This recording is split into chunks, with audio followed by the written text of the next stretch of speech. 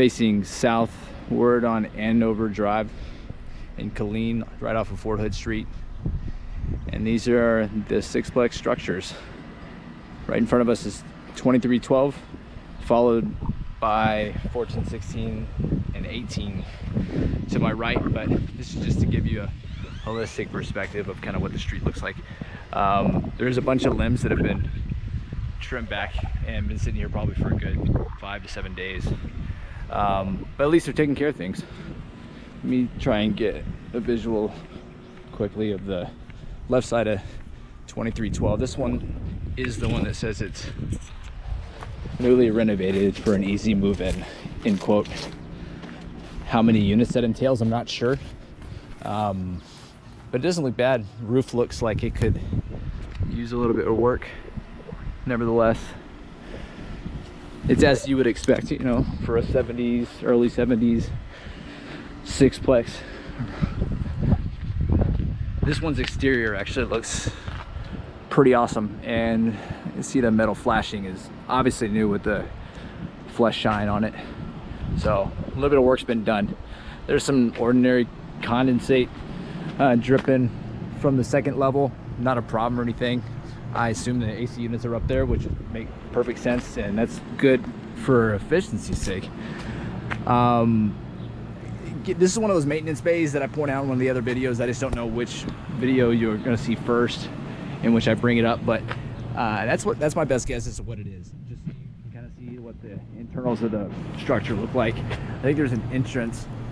Well, there's 3 on either side for the 6 total units, and then up there on the second level, however you get up there, whether it's public access or just private behind lock and key, I assume so.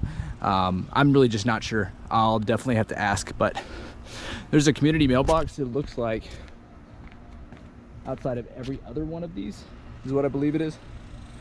Yep, sure is. Every other one of these has a community mailbox. Some of them still have them right on the left side or the right side of their own doors, but it's not for an official use anymore.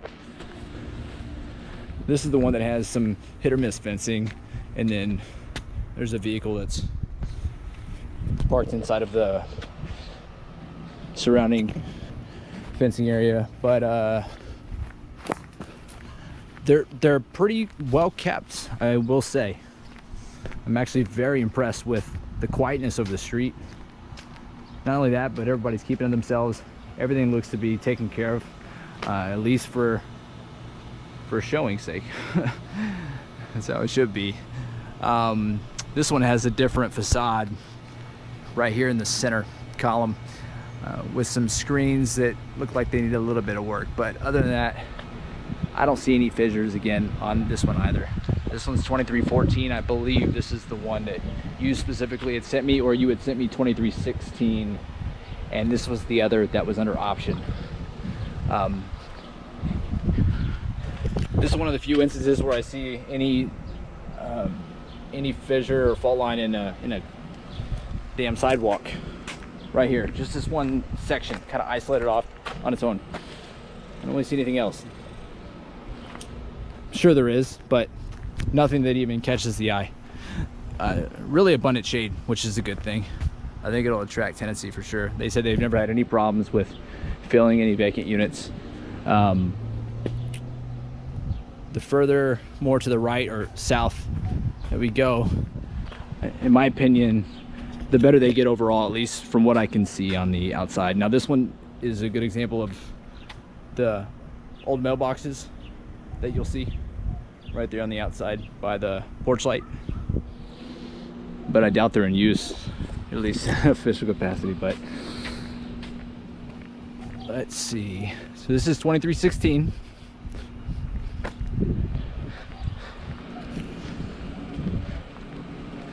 The only masonry problem that I see, and I don't even know if it's unstable, it's just right here at this angle. You can kind of start to tell that right there along the top, that top row of bricks is leaning considerably over the edge, and then this first pillar up here has what amounts to like a sham job on the top of it, or it's cracking pretty substantially. But I don't see anything that indicates there's a foundation issue or anything like that. So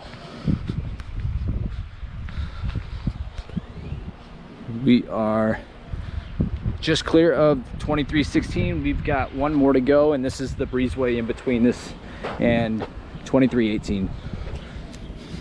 You know, just out of respect for people's privacy and stuff, I'm not walking too far back in there, but it looks like there's a second row of the same buildings, additional sixplexes back there, and possibly another street on which they are located.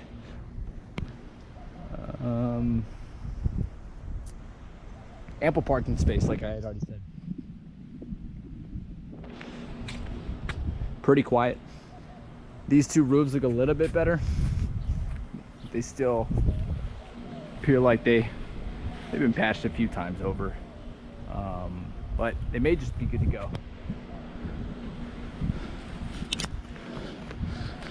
I've seen worse. 2318, last but not least. Again, this one you can really see into that. I keep calling it a maintenance bay. That's the best phrase I can think of. 2 skylights, maybe 3 a little bit further back, but just for illumination. I'm not sure exactly what is off to the right. It's probably just attic and closet space for maintenance, storage, landlord, and all things. So, and this is the right flank of 2318. Better view of the roof, in my opinion. You can see the bubbles of a couple of those skylights. So yes, in fact, there are 3, pretty much uniformly distributed. First couple are off center, but I'm not sure what's up there. Fencing is in relatively good shape. It's just there's a few planks are missing, so that's about it. No more maintenance issues than you had yesterday, I'm sure. Especially after looking at this brick. I think these, if the rent rates are true and they can back everything up, I'd say, I mean, you can't beat this. Not if you compare it to a fourplex. It's just as old, or maybe 10 years newer. Same problems. It's pulling 550 to 600 maybe per unit, but an even more impactful vacancy whenever it happens. These a little bit less of a hit. I see some pretty long tenure as well, at least on the one that he sent me documents for, that I forwarded to you on a picture message. Some people from like 17 and 16